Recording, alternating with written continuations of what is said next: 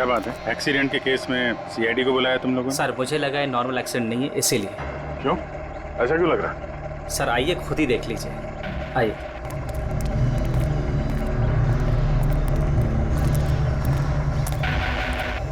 Sir दरवाजा खुल नहीं रहा था, बड़ी मुश्किल से हमने खोला इसे।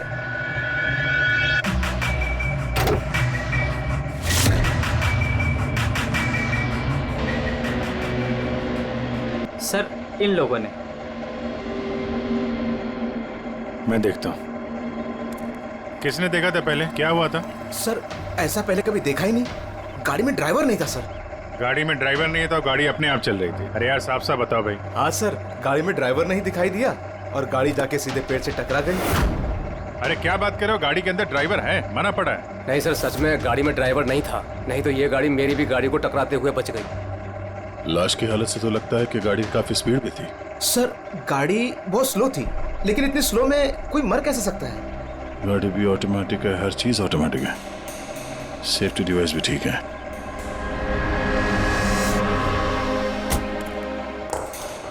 ये लोग तो बोल रहे हैं कि इन लोगों ने इसे ड्राइव करते हुए देखा ही नहीं। अच्छा, तो हो सकता है ये ड्राइवर पहले से घायल हो, जिसकी वजह से ये ड्राइविंग सीट से फिसल के स्टीयरिंग के नीचे जो जगह है वहां पे सरक गया और उसके बाद ही एक्सीडेंट हुआ हो। शायद इसीलिए नहीं दिखा होगा। कुछ पता चला कौन है? कुछ आईडी वगैरह? अरे हाँ, इसका नाम अमन है और उसका मोबाइल है बुरी तरह से टूट गया। और एक बात अभिजीत, ये गाड़ी ऑटोमेटिक है, ये देखो इंजन अभी भी ऑन है, ऑफ नहीं हो रहा है। हो सकता है जब ये एक्सीडेंट हुआ हो उसकी वजह से जो इम्पैक्ट हुआ उससे ये कार का कंप्यूटर क्रैश हुआ। यार ये लोग तो बोल रहे हैं कार बहुत स्लो थी जब टकराई। ऐसा इम्पैक्ट? कहीं कार के साथ कुछ छेड़छाड़ तो नहीं की गई? हो सकता है। ठीक है, गाड़ी को पुलिस गैराज भेजते हैं और इसको फोरेंसिक लैब। मैंने इस गाड़ी को अच्छी तरह से चेक किया है। इस कार को मॉडिफाई किया गया है, एक्स्ट्रा सेफ्टी फीचर्स दिए गए हैं। एक्स्ट्रा सेफ्टी फीचर्स जैसे कि? जो आम गाड़ियों में होता है उससे कहीं ज्यादा, जैसे कि एक्स्ट्रा एयर बैग्स, अच्छी क्वालिटी के शॉकअप्स, ज्यादा मजबूत कांच और अच्छी क्वालिटी के ज्यादा मजबूत सीट बेल्ट।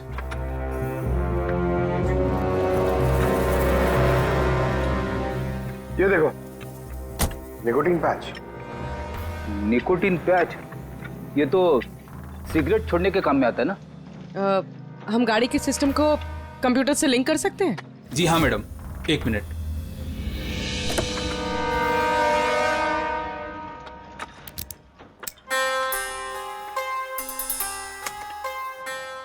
मैम, किसी ने सेटिंग चेंज किया है। कार के सॉफ्टवेयर को हैक किया गया है। खिड़की के कांच से लेकर ब्रेक तक सब कुछ कोई और कंट्रोल कर रहा था। अगर सब कुछ कोई और कंट्रोल कर रहा था, फिर हादसे के बाद इंजन उसने बंद क्यों नहीं किया? टक्कर की वजह से कार का वायरलेस सिस्टम डैमेज हो गया था, इसलिए कार बंद नहीं हुई। गाड़ी को हैक किया गया? मतलब ये एक्सीडेंट नहीं है, ये तो मर्डर है।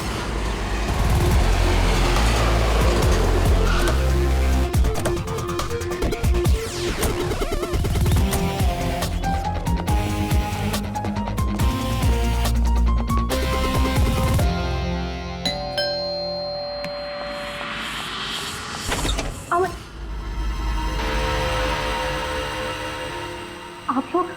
सीआईडी। अरे इस आदमी पर कोई टैंकर चढ़ गया था क्या?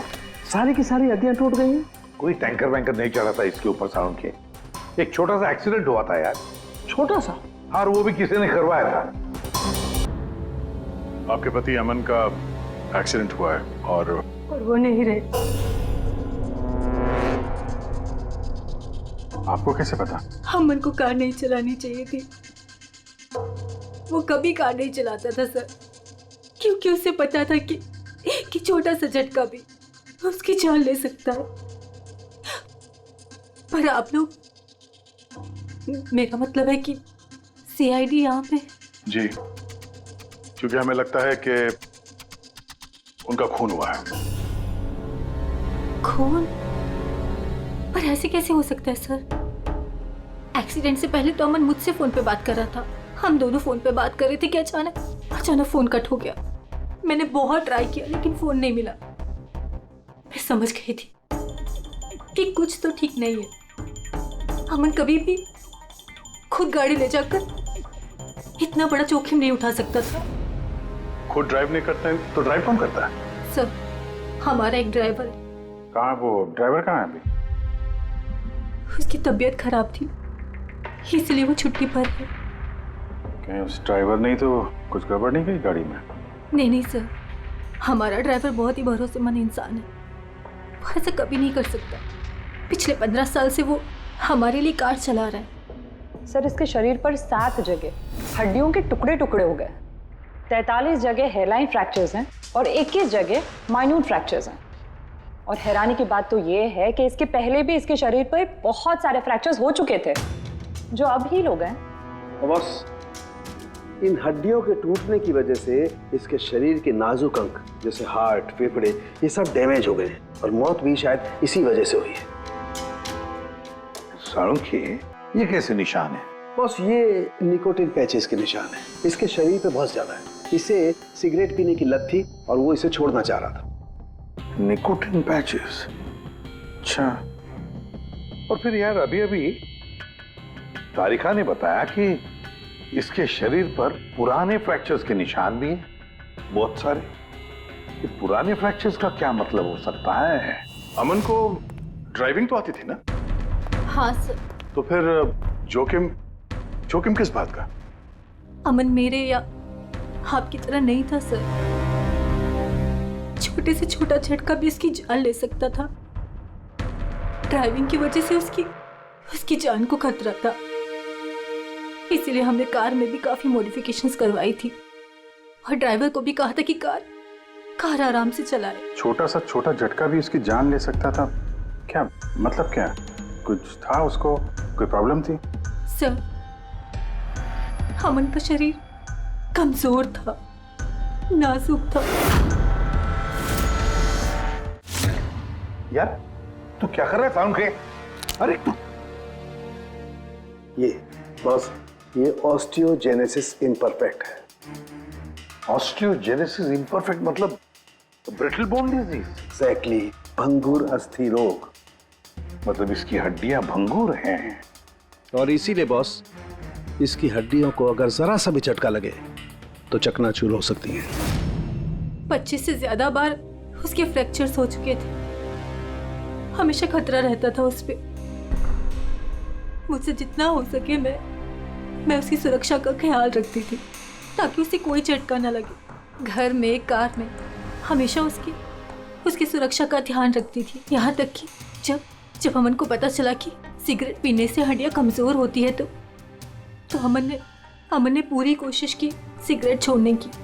तभी इतने मामूली एक्सीडेंट से भी ये हाल हो गया था शरीर का। लेकिन वो अचानक गाड़ी लेके कहाँ गया था? सर, मुझे नहीं पता, लेकिन जब वो अकेला गाड़ी लेकर चला गया तो मुझे उसकी बहुत चिंता हुई और मैंने अमन को फोन किया। हेलो अमन। या बेबी बोलो। अच्छा, तो तुम खुद ड्राइव कर रहे हो। तुम्हें पता है ना तुम्हारा ड्राइव करना कितना ज्यादा खतरनाक है, लेकिन तुम मेरी बात सुनते तक नहीं। वैसे ऐसा कौन सा जरूरी काम था जिसके लिए तुम खुद गाड़ी लेकर निकल गए? ड्राइवर तक का वेट नहीं किया गया तुमसे। जरूरी था स्वीटहार्ट, लेकिन तुम परेशान मत हो, मैं गाड़ी आराम से ही चला रहा हूँ। अमन, मुझे ऐसा क्यों लग रहा है कि तुम मुझसे कुछ छुपा रहे हो? देखो सुप्रीति, मैं मानता हूँ कि मैं सारी बातें तुमसे शेयर नहीं कर पा रहा, लेकिन इसका मतलब ये नहीं कि तुम उल-झुल बातें सोचने लग जाओ। है कुछ प्रॉब्लम्स, मैं उन्हें सॉल्व कर लूँ, फिर तुम्हें सब कुछ बता दूंगा। प्रॉब्लम्स? तुम अभी क्यों नहीं बता सकते मुझे? क्योंकि ये सब खतरनाक है, वो लोग बहुत खतरनाक हैं, मैं तुम्हें नहीं बता सकता। खतरनाक लोग? Oh no. अमन, हेलो। कौन सा प्रॉब्लम? और ये किन खतरनाक लोगों की बात कर रहे थे वो, कुछ पता है आपको? सर, मैं कुछ नहीं जानती। अमन की किसी से कोई दुश्मनी, कोई बिजनेस राइवलरी वगैरह? इस बारे में मुझे कुछ भी पता नहीं, लेकिन हाँ, मयंक और नेहा आपकी शायद कुछ मदद कर सकते हैं। मयंक और नेहा? ये कौन है ये लोग? मयंक पेशे से एक वकील है और अमन का दोस्त भी, और नेहा अमन की सेक्रेटरी थी। अच्छा, ये मयंक का ऑफिस कहाँ है? अमन सर का खून? आप? मैं नेहा, अमन सर की सेक्रेटरी। लेकिन अमन की मौत तो एक्सीडेंट में हुई है ना? जी मौत तो एक्सीडेंट में हुई है, लेकिन एक्सीडेंट अपने आप नहीं हुआ है। खैर ये बताइए कि आप दोनों मिस्टर अमन को कब से जानते हो, मतलब कब से काम कर रहे हो उनके साथ? सालों से। हम लोग साथ में काम ही नहीं करते थे, बल्कि बहुत अच्छे दोस्त भी थे। अमन की बीमारी की वजह से ज़्यादातर बिजनेस वगैरह मैं ही हैंडल करता था। और नेहा जी आप? सिर्फ मैं और मयंक सर ही तो थे, अमन सर का पूरा बिजनेस संभालते थे। वैसे बिजनेस क्या है उनका? इन्वेस्टमेंट का बिजनेस है। हम लोग अलग अलग कंपनीज में पैसे लगाते थे और जब वो कंपनीज में मुनाफा होने लगे तो अपना परसेंटेज वापस ले लेते थे। ऐसी 50 कंपनीज है जहाँ पर पैसे लगाए थे अमन ने। किस तरह का कंपनीज में इन्वेस्ट करते थे? वैसे तो कई सारी कंपनीज में पैसे लगाए थे, लेकिन उनकी सबसे ज़्यादा दिलचस्पी 20-30 फार्मास्यूटिकल्स कंपनीज में थी।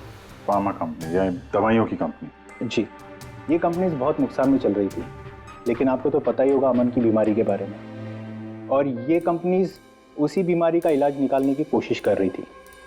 और अमन का सपना था कि इस बीमारी का इलाज संभव हो जाएगा तो किसी और को वो तकलीफ नहीं उठानी पड़ेगी जो उसे थी। और सर अभी तो उन कंपनीज में फ़ायदा भी होना शुरू हो गया था। कोई दुश्मनी, किसी से कोई लड़ाई झगड़ा? नहीं सर, ऐसा तो कुछ नहीं था। अगर कुछ होता तो वो मुझे ज़रूर बताते थे। अमन की वाइफ का कहना है कि पिछले कुछ दिनों में वो परेशान लग रहा था। आपको जानती?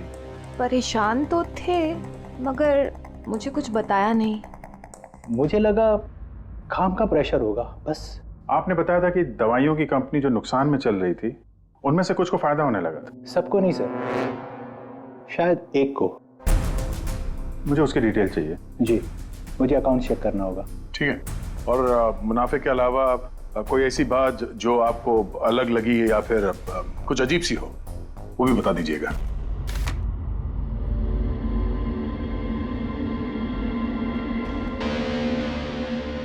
ये जादव है सर, अमन का ड्राइवर। काफी परेशान लग रहा है वो। देखते हैं।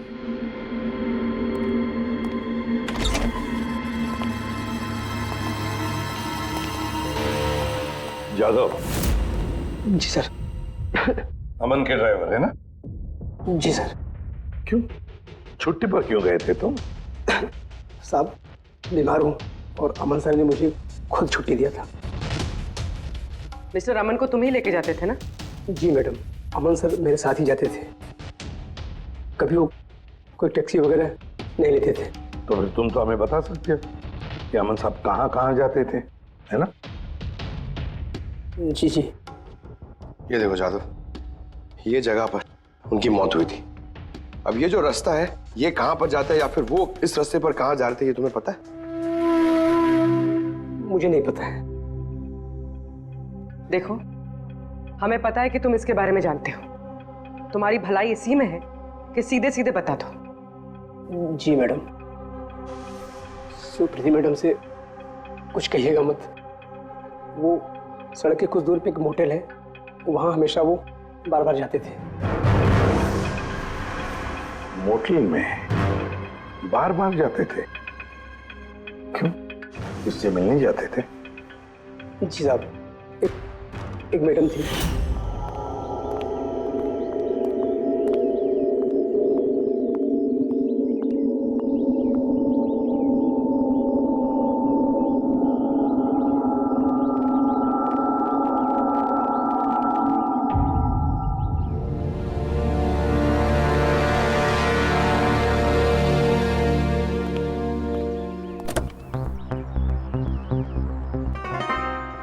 सुन जादव, ये जो कुछ भी तुमने देखा इस बारे में किसी से कुछ मत कहना, सुप्रीति भाभी से भी नहीं, समझे? ओके? जी सर। मैडम थी? मतलब अमन का उस औरत के साथ चक्कर चल रहा था? जी, छोटी मुंह बड़ी बात। साहब छुप छुप के उस मैडम से अगर मिलते थे तो इसका मतलब तो यही निकलता है। अमन उस औरत से मिलने जा रहा था जब यह हादसा हुआ। तो हो सकता है वो औरत अब भी वहीं पर हो, उसी मोटल में। चलकर मिलना पड़ेगा इस औरत से।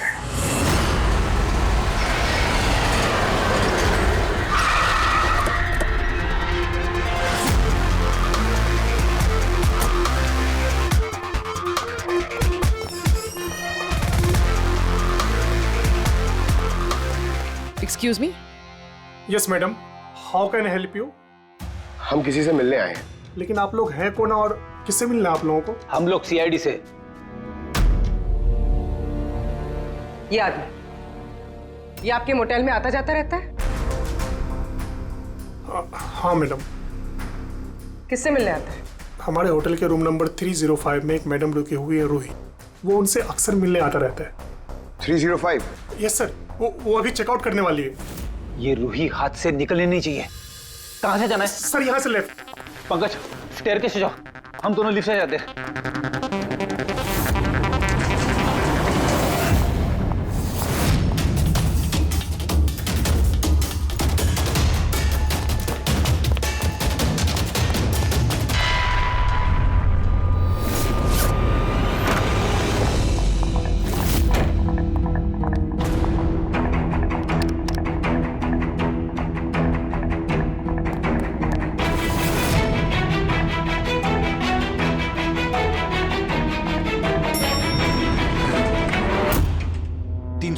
सर उधर।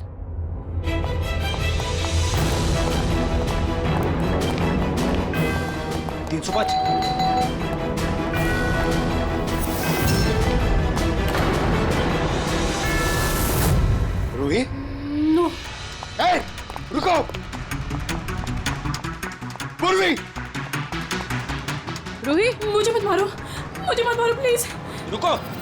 रूही, रूही, रूही, रूही, रूही, रुको, रूही।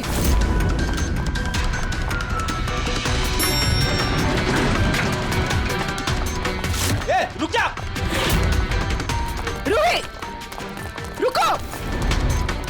रुक जा। रूही, मार दो मुझे, लेकिन तुम लोग भी बच नहीं पाओगे। तुम लोगों का सच सबके सामने आ ही जाएगा। सच? कौन सा सच? मैं सब जान चुकी हूँ तुम लोगों के बारे में, सब जान चुकी हूँ। क्या बोल रही हो तुम? तुम्हें ऐसा क्यों लगता है कि हम तुम्हें मारेंगे? आओ। कौन सा सच? रूही, हम सीआईडी से। सीआईडी? चलो मान लिया रूही कि तुमने कुछ नहीं किया, लेकिन अगर तुमने कुछ नहीं किया तो वहां से भागी क्यों?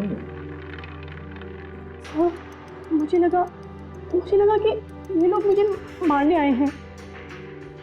इसका मतलब कोई है जो तुम्हें मारना चाहता है? जी, वही लोग जिन्हें हम एक्सपोज करने वाले थे। उनके खिलाफ हमारे पास सारे सबूत थे। कौन लोग और कैसे सबूत? हाँ, बताओ।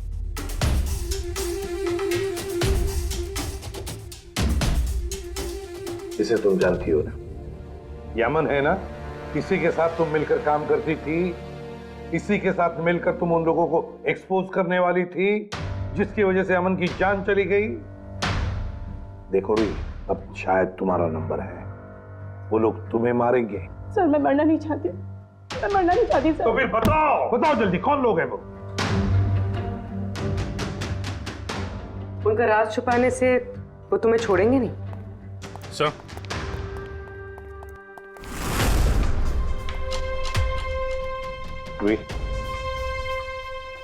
ये लो पानी पी लो, पियो। और मैंने जो कहा ठंडे दिमाग से सोचो, अपने बारे में सोचना जरूर। मैं आता हूं।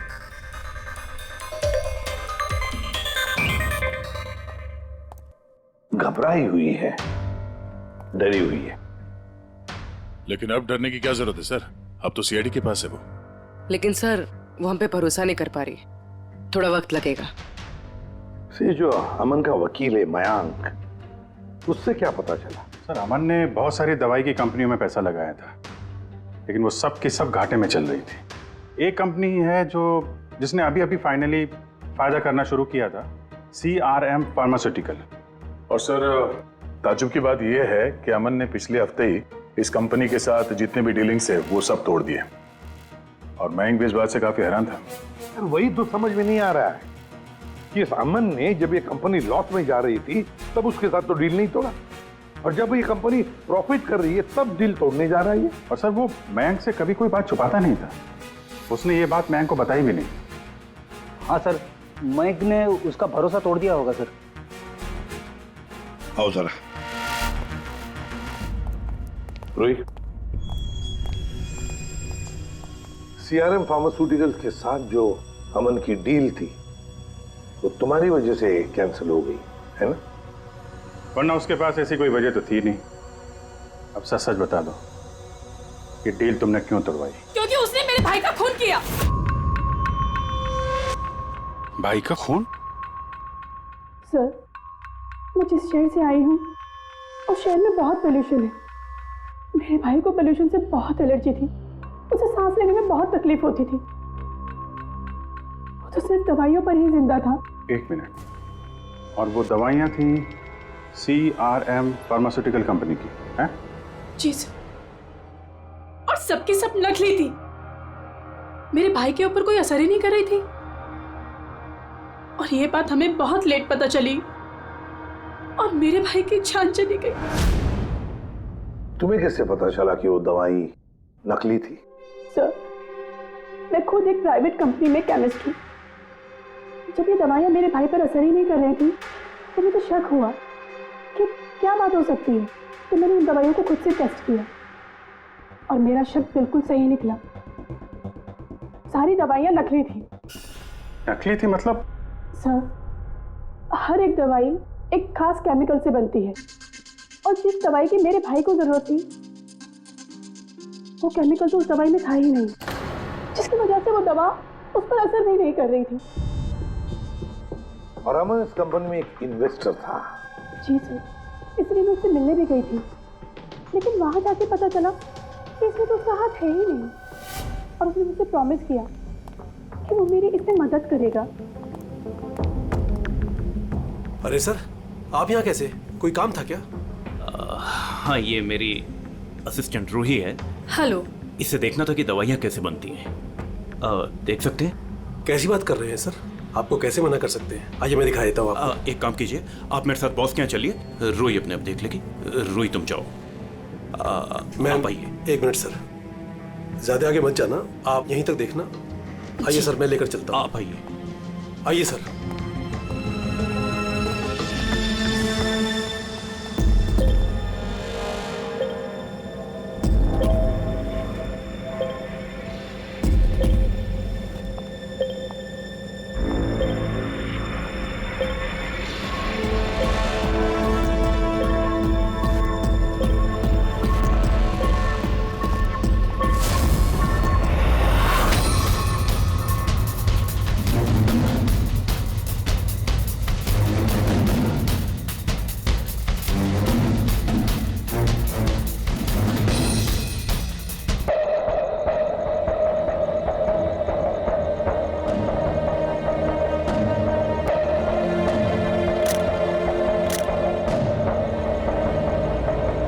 ये तो वही केमिकल है, लेकिन ये लोग यहाँ से बाहर क्यों लेके जा रहे हैं? फिर हमने सारे सबूत जुटा लिए थे और सारे सैंपल्स भी टेस्ट किए थे।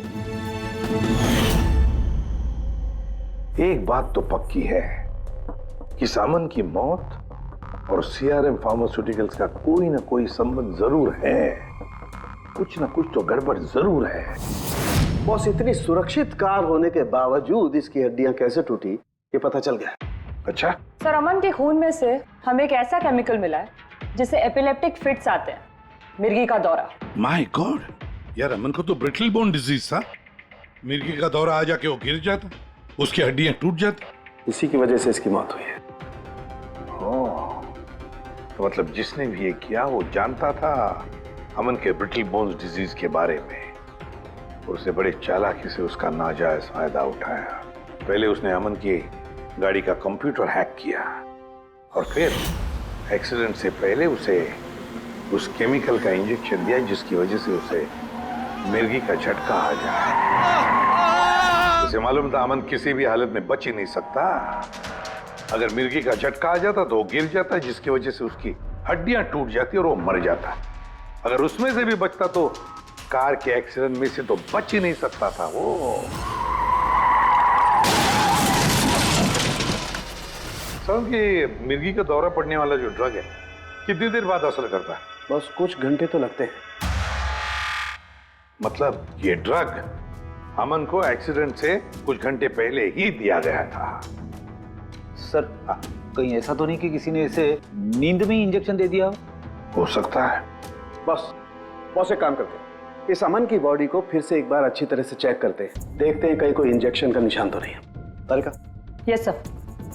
अच्छा साहब की सीआरएम कंपनी की नकली दवा के बारे में क्या पता चला? बॉस उन नकली दवाइयों में एम्फेड्रिन नहीं है। ओह, मतलब रूही सही कह रही थी। सर ये कुछ केमिकल्स की लिस्ट है जो सीआरएम कंपनी ने पिछले महीने मंगाई थी। माय गॉड बॉस, इसमें तो वो केमिकल सबसे ज्यादा मात्रा में जो सीआरएम की दवाई में होना चाहिए था, 500 गैलन। 500 गैलन तो बहुत बड़ी गड़बड़ है, बहुत ही बड़ी गड़बड़ है। पंकज, अभिजीत और दया से कहो कि सीआरएम कंपनी में जाओ, वहां से मुझे फोन करें। और फ्रेडी, तुम और पूर्वी अमन के घर जाओ और पता लगाओ एक्सीडेंट के दिन अमन से कौन कौन मिलने आया था। इंजेक्शन? सर अमन तो इंजेक्शन से बहुत डरता था। ऐसा हो ही नहीं सकता कि वो खुद को इंजेक्शन लगा ले। अपने आप नहीं लगवाया होगा तो किसी डॉक्टर से लगवाया होगा। नहीं सर, अमन तो इंजेक्शन के नाम से कोसों दूर भागता था और उसकी हेल्थ बिल्कुल ठीक थी। अगर कोई भी प्रॉब्लम होती तो वो कम से कम मुझे बताता। किसी और से नहीं लगवाया, खुद नहीं लगाया, तो फिर वो केमिकल उसके खून में पहुंचा कैसे? अच्छा बता सकती है, घर से निकलने से पहले अमन किस किस से मिला? मयंक और नेहा आई थी उससे मिलने। और हाँ मैम, एक आदमी आया था अचानक से, जसवंत। जसवंत? ये जसवंत कौन है? जी जसवंत सीआरएम कंपनी का सीईओ है और अमन ने उसकी कंपनी में पैसे इन्वेस्ट किए थे।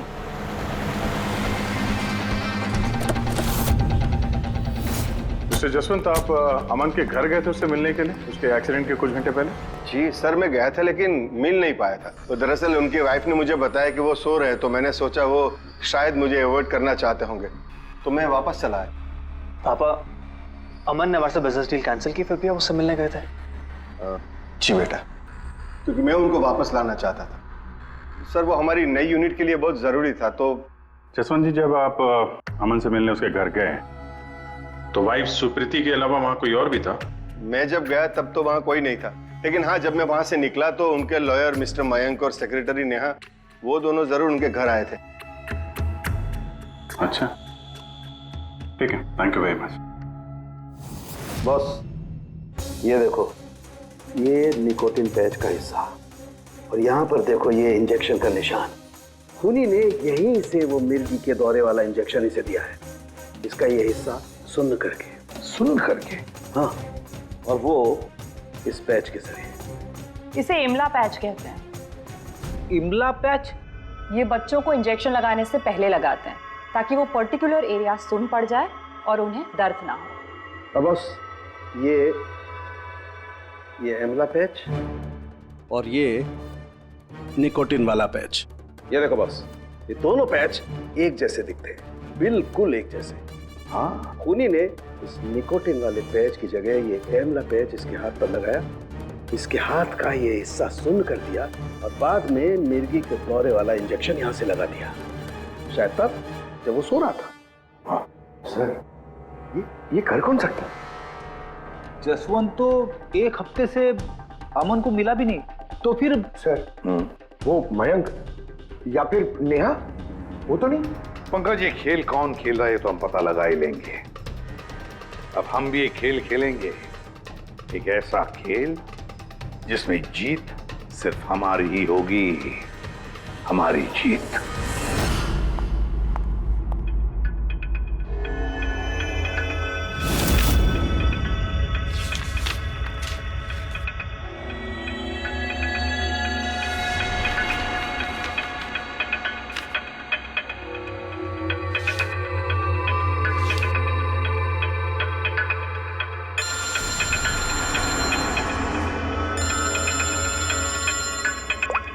हेलो, मेरा कुरियर तो तुम तक पहुंच गया होगा। कौन है तुम? और ये सब मुझे क्यों भेजा है? तुम लोगों ने अमन को तो मार डाला, लेकिन तुम लोग मुझ तक नहीं पहुंच सकते। अगर तुम लोग चाहते हो कि मैं अपना मुंह बंद रखूं, तो मुझे 5 करोड़ रुपए देने होंगे। ये क्या बकवास कर रही हो? मुझे इन सब के बारे में कुछ नहीं पता। वो तो जब ये सबूत पुलिस तक पहुंच जाएंगे तो तुम्हें खुद ब खुद पता चल जाएगा कि मैं क्या कह रही हूँ और क्या बोल रही हूँ। देखो देखो देखो, मैं कुछ इंतजाम करता हूँ, मुझे थोड़ा सा टाइम दे दो। ठीक है, तुम्हें 2 दिन का वक्त मिलता है, मैं फिर कॉल करूँगी।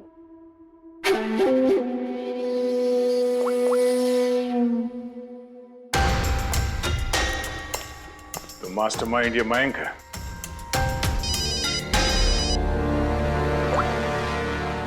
Hello Abhijit sir. सर मैं मयंक बोल रहा हूँ। सर मुझे एक कोरियर आया और एक लड़की का फ़ोन भी आया और उसने मुझसे 5 करोड़ रुपए मांगे, तो मैंने सोचा ये बात आपको बता दूँ। नहीं नहीं, बहुत अच्छा किया तुमने, मैं देखता हूँ। Thanks. Thank you so much. Mayank का फ़ोन था। उसने उस कुरियर रूही के बारे में बताया सर। और उसने ये भी कहा कि उसने जानबूझ के समय मांगा ताकि हम इस तक पहुंच सके। तो ये मयंक नहीं बल्कि कोई और ही है।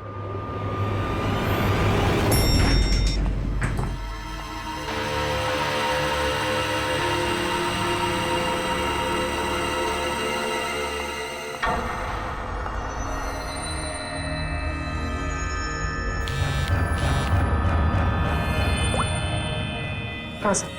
पूरी इसने यहाँ पर नजर रखी है ना तुमने? हाँ सर, वो अभी अभी यहाँ से निकली है। कड़ी नजर रखना पूर्वी, बिल्कुल कड़ी नजर। अपनी नजरों से ओझल मत होने देना उसे। ये नेहा ही हमें उस खूनी तक पहुंचाएगी। सर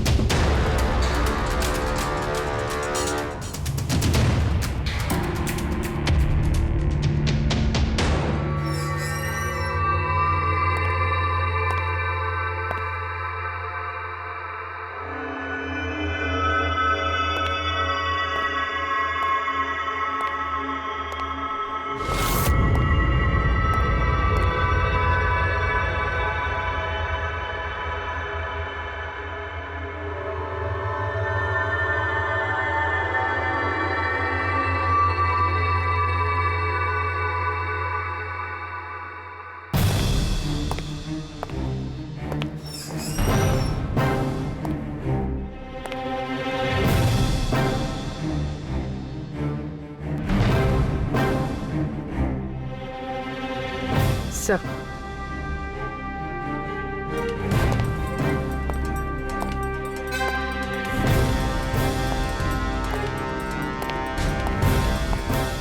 क्या हुआ? इतनी जल्दी में क्यों बुलाया? क्या है ये सब? ये सब क्या है? तुमने तो कहा था कि किसी को कुछ पता नहीं चलेगा। फिर हमारे बारे में ये लड़की सब कुछ कैसे जानती है? डोंट वरी बेबी, मैं सब संभाल लूंगा। मैं हूं ना। जैसे उस अमन को ठिकाना लगाया वैसे इस लड़की को भी ठिकाना लगा दूंगा। तुम टेंशन मत लो। ओके?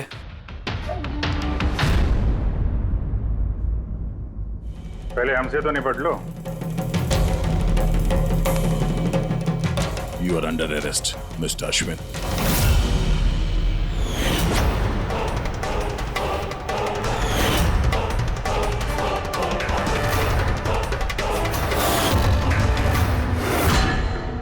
अश्विन के पास तो वजह थी। तुमने अपने बॉस का खून क्यों किया? हम दोनों एक दूसरे से प्यार करते हैं। जब मुझे पता चला कि अमन सर सीआरएम फार्मास्यूटिकल की जांच कर रहे हैं, तो ये बात मैंने अश्विन को बता दी ताकि वो लोग अपनी गलतफहमियां दूर कर सके। लेकिन इसने तो अमन को ही दूर कर दिया। क्यों अश्विन? मैं जानता था कि अमन को कुछ समझाने का कोई फायदा नहीं होगा। वो तो हमें जेल भिजवा के ही रहता। तुमने मेरे भाई को मारा, अमन का खून किया और ना जाने कितने मासूमों की जान ली होगी तुमने अपनी इन नकली दवाइयों से। बिजनेस में बहुत घाटा हो रहा था, नुकसान पे नुकसान हो रहा था। डैड नहीं मानते, इसलिए उनको बिना बताए मैंने केमिकल्स को नॉर्थ इंडिया के प्लांट में बेचना शुरू कर दिया। उससे हम नशा बनाते थे, थोड़ा प्रॉफिट हो ही रहा था कि अमन ने सारा खेल बिगाड़ दिया। सिर्फ फायदे के लिए दवाइयों की जगह पे तुम ये जहर बनाने लगे थे, हाँ? मुझे कंपनी की हालत पता थी। मैंने अमन सर को अश्विन से मिलाया था ताकि वो कंपनी में इन्वेस्ट करके उसे डूबने से बचा सके। और अमन खुद को तुम लोगों से बचा नहीं पाया। ये सब कुछ मैंने अपने प्यार के लिए किया। मेरे अलावा कोई ये कर नहीं सकता था क्योंकि वो अपनी निकोटीन पैच मुझे से मंगाते थे।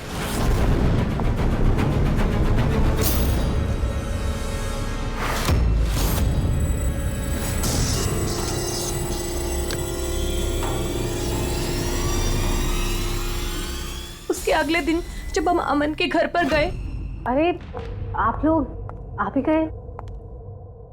पर अमन तो सो रहे हैं। अगर कुछ इम्पोर्टेंट काम है तो मैं जगा देती हूँ। नहीं, कोई बात नहीं, हम इंतजार करेंगे। ओके, मैं अभी आती हूँ।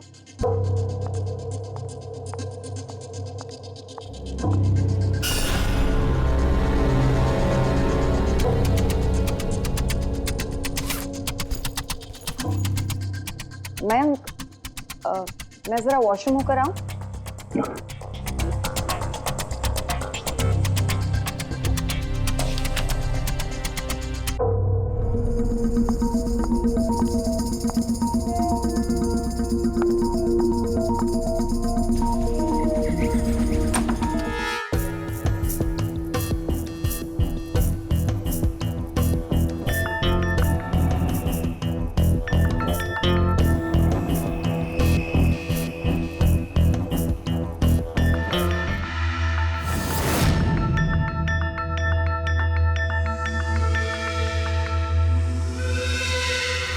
और वो दौरा उसकी कमजोर हड्डियों के लिए जानलेवा बन गया।